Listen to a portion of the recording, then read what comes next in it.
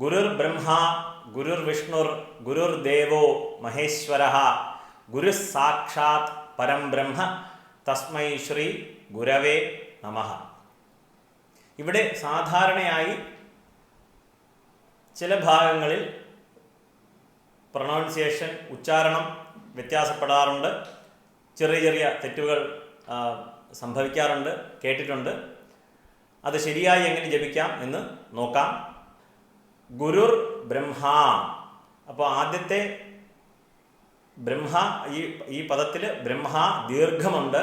അപ്പോൾ ഗുരുർ ബ്രഹ്മ. അടുത്തത് ഗുരുർ വിഷ്ണുർ. അടുത്തത് ഗുരുർ ദേവോ മഹേശ്വരഃ. അപ്പോൾ മഹേശ്വരഃ എന്ന് തന്നെ ജപിക്കണം, മഹേശ്വര എന്ന് അല്ല ജപിക്കേണ്ടത്. ഇത് സംസ്കൃതത്തിൽ വിസർഗമാണ്. അവിടെ മഹേശ്വരഃ എന്ന് ജപിക്കുക. ആദ്യത്തെ വരി ഒന്നുകൂടി പറയാം. ഗുരുർ ബ്രഹ്മ ഗുരുർ വിഷ്ണുർ ഗുരുർ ദേവോ മഹേശ്വരഃ. മനസ്സിലായി കാണുമെന്ന് വിചാരിക്കുന്നു. അടുത്ത ലൈൻ, അടുത്ത വരിയിൽ സാക്ഷാൽ എന്നാണ് പലപ്പോഴും ജപിച്ച് കാണാറ്. സാക്ഷാൽ ഇൽ എന്ന പദം മലയാളത്തിലെ ഒരു പ്രയോഗമാണ്. സംസ്കൃത ശ്ലോകങ്ങളിൽ ഇൽ എന്നുള്ള പദം ഇല്ല. അത് ത് ആണ്, സാക്ഷാത്ത് ത് ആണ്. അപ്പോൾ ഗുരു സാക്ഷാത്ത്, ഗുരുഹു സാക്ഷാത്ത് എന്നാണ്. അപ്പോൾ ഇവിടെ സാക്ഷാത്ത് എന്ന് ചേർത്ത് പറയുമ്പോൾ രണ്ട് സ ഉണ്ടാവും.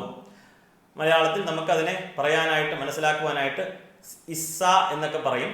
അപ്പോൾ രണ്ട് സ, അവിടെ ഒരു സ്ട്രെസ് ഉണ്ട്. ഗുരു സാക്ഷാത്ത് എന്നാണ് ജപിക്കേണ്ടത്. അടുത്ത പദം പരം ബ്രഹ്മ. അവിടെ ബ്രഹ്മ എന്ന് ദീർഘമില്ല, ബ്രഹ്മ. പരം ബ്രഹ്മ അല്ലെങ്കിൽ പരബ്രഹ്മ രണ്ടും ശരിയാണ്. അപ്പോൾ ഇവിടെ ദീർഘമില്ല. ആദ്യം പറഞ്ഞ ആദ്യത്തെ വരിയിൽ ബ്രഹ്മ, അത് ബ്രഹ്മാജിയാണ്. ബ്രഹ്മ, വിഷ്ണു, മഹേശ്വരൻ ഏവർക്കും അറിയാം. രണ്ടാമത്തെ വരിയിൽ ഗുരു സാക്ഷാത് പരം ബ്രഹ്മ, പരബ്രഹ്മത്തെ ഉദ്ദേശിച്ചതാണ്. അപ്പൊ പരം ബ്രഹ്മ തസ്മൈ ശ്രീ ഗുരവേ നമഃ. ഗുരവേ നമഃ എന്നുള്ളതാണ് ശരിയായിട്ടുള്ളത്. ഗുരുവേ നമ എന്ന് കേട്ടിട്ടുണ്ട്. നമ എന്നല്ല, നമഃ എന്ന് തന്നെയാണ്. ഗുരവേ നമഃ. ചതുർത്ഥി വിഭക്തിയാണ് ഇവിടെ. അപ്പോൾ സംസ്കൃതത്തിൽ നമ്മളത് ചൊല്ലുമ്പോൾ അത് ഗുരവേ നമഃ എന്നുള്ളതായി മാറും. പൂർണ്ണമായിട്ടും ഈ ശ്ലോകം ഒന്നുകൂടി ചൊല്ലാം. ഗുരുർ ബ്രഹ്മ ഗുരുർ വിഷ്ണുർ ഗുരുർ ദേവോ മഹേശ്വരഃ ഗുരു സാക്ഷാത് പരം ബ്രഹ്മ തസ്മൈ ശ്രീ ഗുരവേ നമഃ. ഏവർക്കും മനസ്സിലായി കാണുമെന്ന് വിചാരിക്കുന്നു.